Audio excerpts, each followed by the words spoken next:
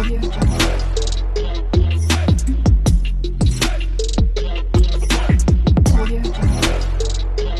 everyone! So for today's video guys ay ipapakita ko sa inyo ang aming lunch. So ito guys ay taro cake, yung maraming spring onion sa ibabaw, at ito naman ay radish cake. So itong pagkain na to guys ay nakikita lang or kadalasang kinakain tuwing Chinese New Year dito sa Hong Kong.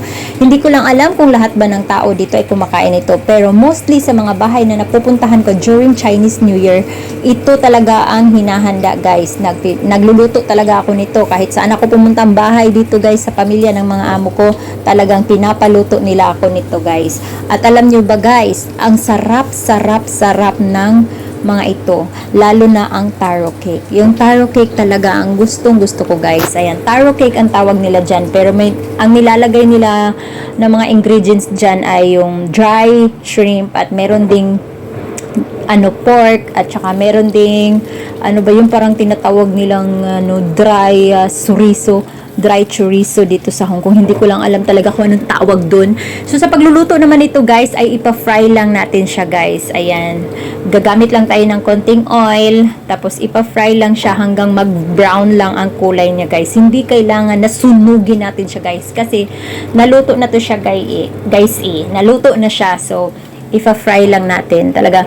Pero meron akong gustong pagkain dito during Chinese New Year's guys, yung tinatawag nilang tikoy. Ayan, yung tinatawag nila sa atin sa Pilipinas na tikoy, yun talaga ang paborito ko guys. Kaso lang, ewan ko bakit kaya ngayon wala. Baka hindi nagluto yung tita ng amo ko, kasi mostly ang gumagawa niyan yung tita ng amo ko, yung kapatid sa mama ng amo kong babae. Yun talagang mahilig gumawa ng tikoy, pero parang wala ngayon. Yun talagang hinihintay ko guys. Yun talagang pinaka-paborito kong kinakain during Chinese New Year. Ayan, nabulol na. So, ayan ang ating radish cake guys, at ang ating taro cake. Meron pa kami sa loob ng ref guys, dalawang may dalawa pa doon na box na hindi pa nabubuksan, kasi bago lang to binigay nung isang araw lang. Kaya ito, sabi ni amo, hindi na lang daw kami magluluto ng kanin sa lunch, kasi ito na lang daw ang kakainin namin.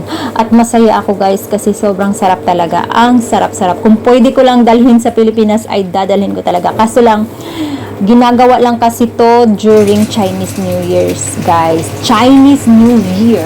Ayan. Makikita mo tong, or makakain ko lang tong mga pagkain na to during Chinese New Year.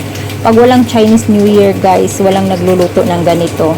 Kaya ngayon, dahil Chinese New Year na, ayan, this coming next week mag-start na ang Chinese New Year guys. So naku guys, magsasawa talaga ako kakakain ng pagkain na to, pero I love it guys, kasi hindi siya nakakataba. Sobrang sarap. Ayan na po ang ating radish cake and taro cake. Ayan guys, sinishare ko lang sa inyo ang mostly kinakain ng mga Chinese during Chinese New Year dito sa Hong Kong. Ang sarap niya guys. So hanggang dito na lang guys. Thanks for watching. Sa mga hindi pa nakasubscribe sa akin, please don't forget to like and subscribe, and please hit the notification bell icon below so you will be updated on my upcoming videos. So thank you so much guys. God bless everyone. Ciao. Love you all guys. Please share my video guys. Thank you so much. Mwah. Ciao. Happy New Year. Happy Chinese New Year everyone.